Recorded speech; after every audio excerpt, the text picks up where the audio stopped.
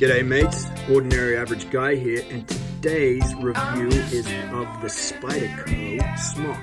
Now, as promised, at the end of the video, I'm going to be giving you the deets on how to win this puppy right here. This is the Spyderco Para 3 Lightweight. I'm going to be giving that sucker away for absolutely free to one of you lucky viewers. So, yeah, just stick around to the end and I'll give you the details on that. You know what? Let's keep that puppy out for a sec. Just to give you an idea of the size of the Smock down here. This is the Smock. So it is, weighs in at, I don't have my scale with me today, so you're going to have to take my word for it. It weighs in at about 3.6 ounces. It's a little under 8 inches long. 3.5-inch blade with about 3 inches of usable edge there. As you can tell, though, I mean, to me, when I first got it, I thought the sharpened bevel looked kind of small. But if you can compare it to something like the Para 3, you can see this. So this is the Para 3 lightweight, but the blade size is the exact same as the regular Para 3. As you can tell, you get quite a bit of sharpened edge with this thing. So, you know, I think it's just the way it looks because of how big the handle is on this thing. It doesn't look like there's that much usable edge, but there really is. So why is it called the Spyderco Smock? You may think, hey, it doesn't look like a button-down women's shirt. I think that's what a smock is, right? The reason it's called a smock is because it's designed by custom knife maker Kevin Smock. This is sort of based after his SK23 custom knife. And I think this, look guys, this is a good way, and I love how some knife companies are doing this, where they can make a production version of a custom knife and allows you to get sort of a really cool custom design for not a custom knife price. So, like I said, based after the Kevin Smock SK23 design, it's a little bit bigger, a little bit different, but, you know, same, very, very similar concept. So you got the size and the specs on this thing. Now this comes out of the Taichung factory.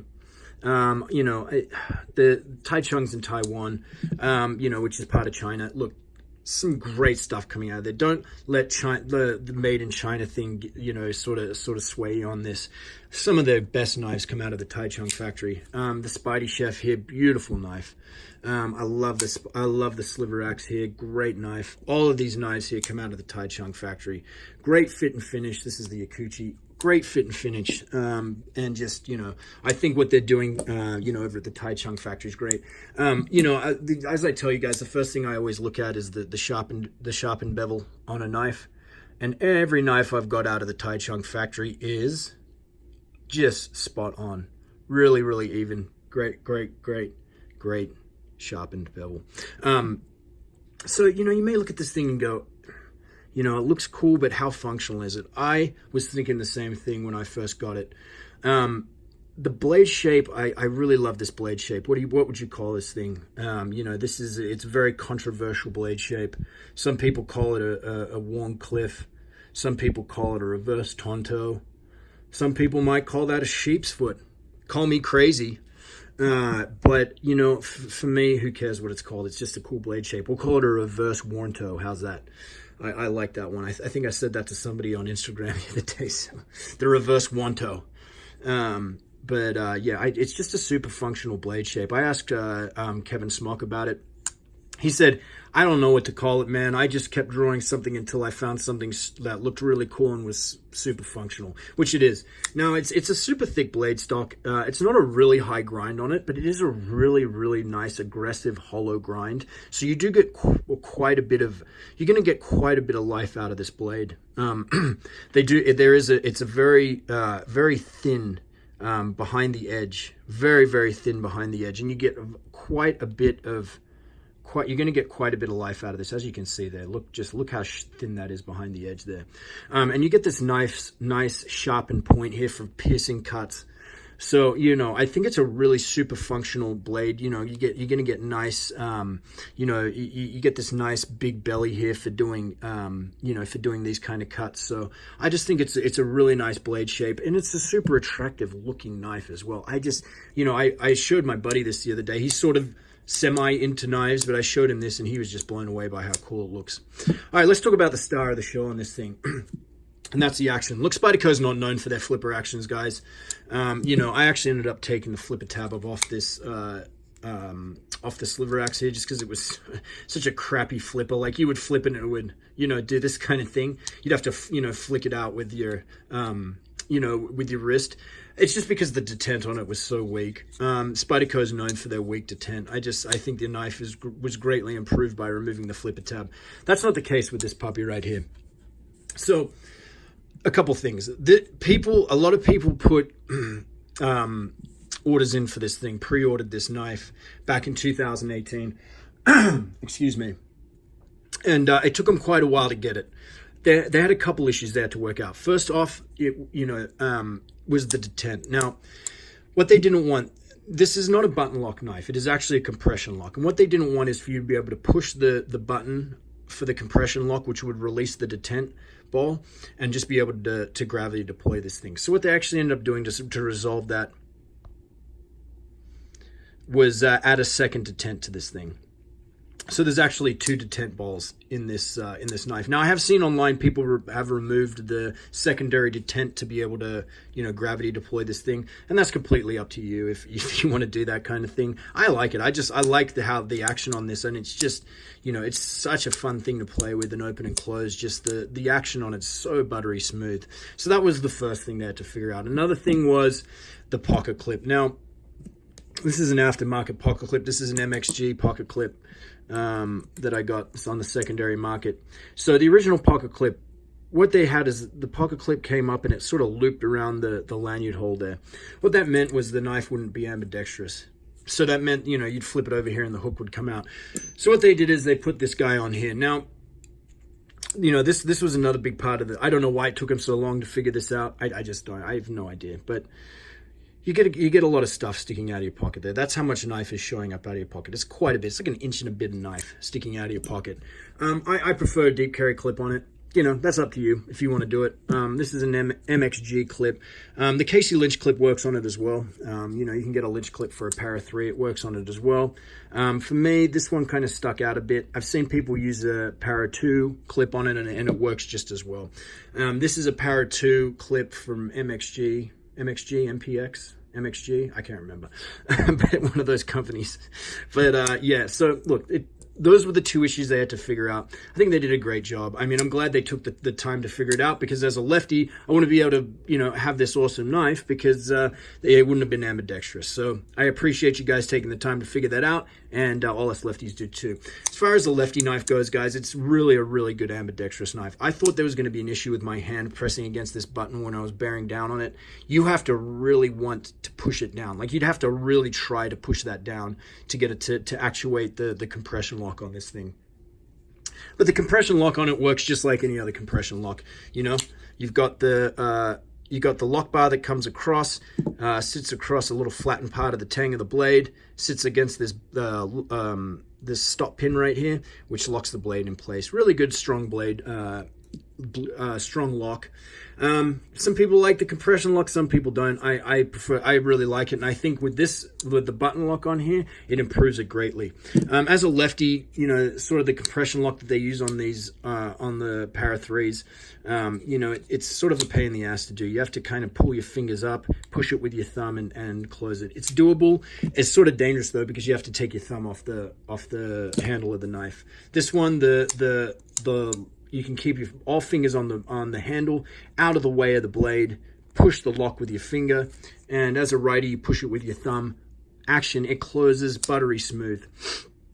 Now, the stop pin on this thing is actually sort of works like an external stop pin. So it actually goes through the blade there. There's not like a stop pin like you would see on, let me show you an example here, on like the sliver axe, where the blade comes up and sits on the stop pin there, which holds the blade open and then closed again.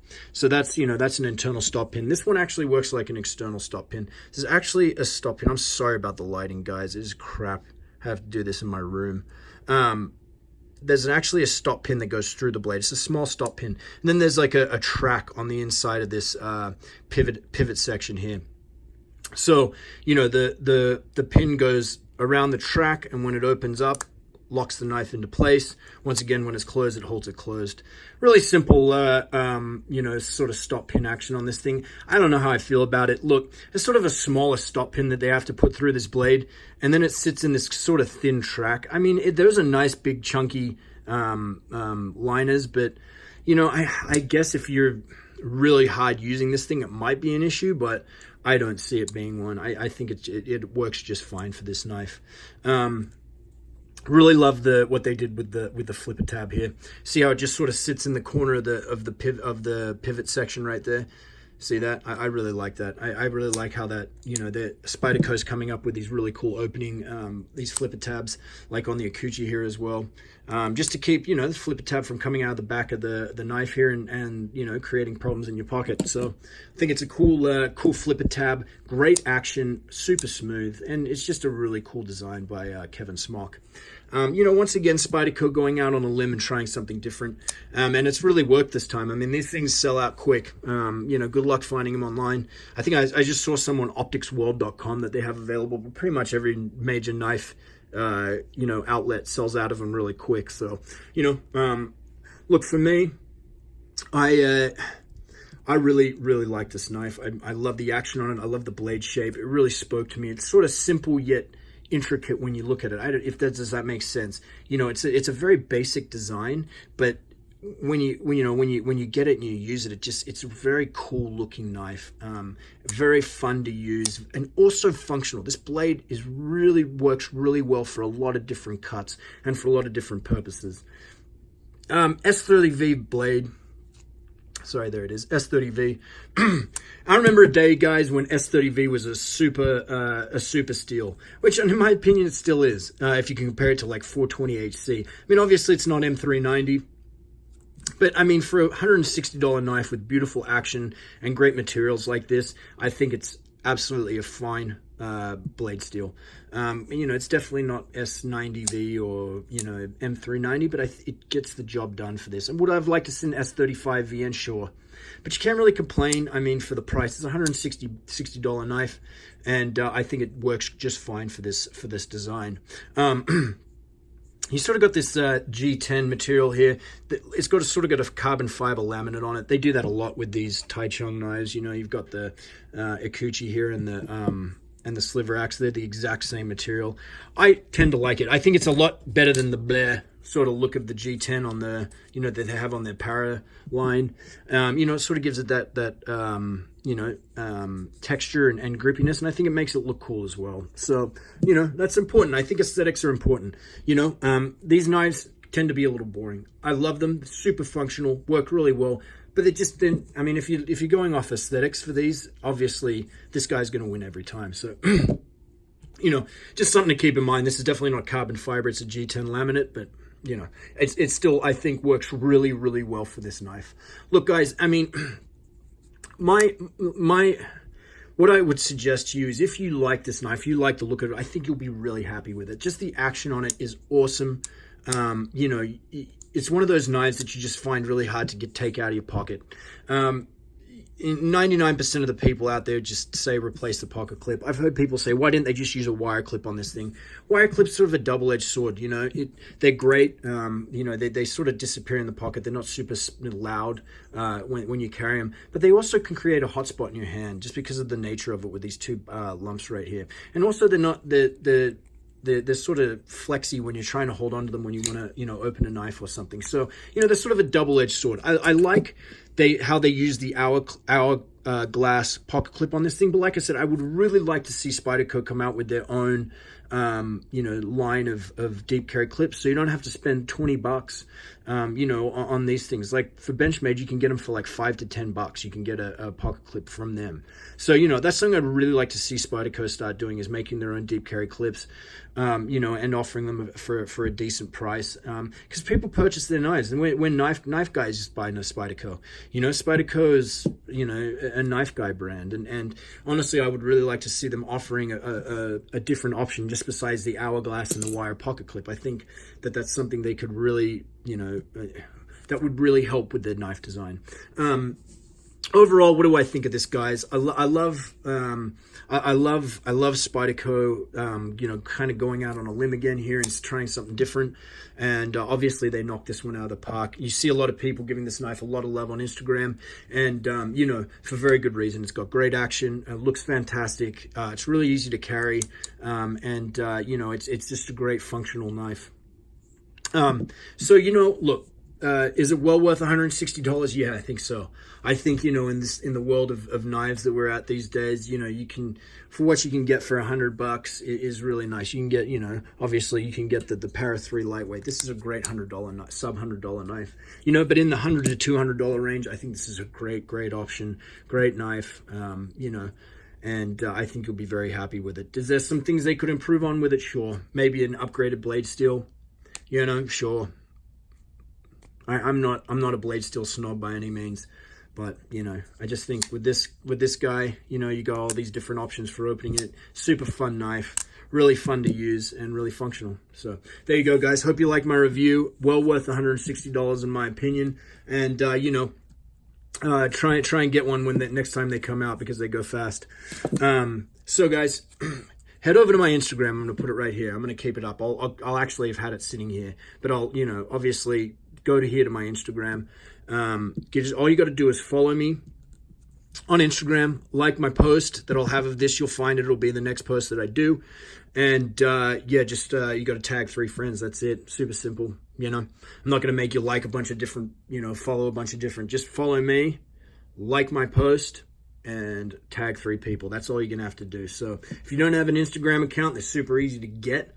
You know, this is going to be given away on Instagram. So today is July 22nd. I'm going to be giving this guy away 2 weeks from now. I don't know what that date is because I can't think off the top of my head, but just whatever 2 weeks is from July 22nd, that's when I'm going to be giving this sucker away. So cool, guys. Thank you so much for watching, man. Please like and subscribe to my channel. I'm trying to put out as many videos as I can. It's kind of hard this time of year. I'm super busy with work and with my kids being on vacation, but I'm going to try and get as many videos out as I can. I always appreciate every single one of you guys for watching.